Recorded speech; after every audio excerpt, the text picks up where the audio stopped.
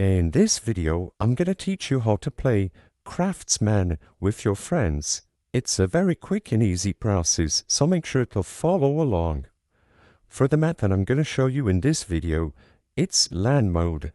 To access LAN mode, what you have to do is you and your friend need to be on the same network, so close to each other.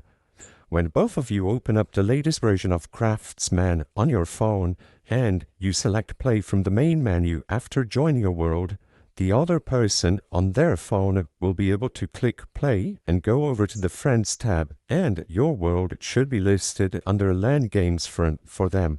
As long as both of you are in the same network, this feature will be available on the other phone after one of you join a world. And when they select this LAN world, they will be able to join the same world that you are in, and the multiplayer functionality will be accessed. I hope I was able to help you on how to play Craftsman with your friends. If this video helped you, please be sure to leave a like and subscribe for more quick and easy tips. Thank you for watching.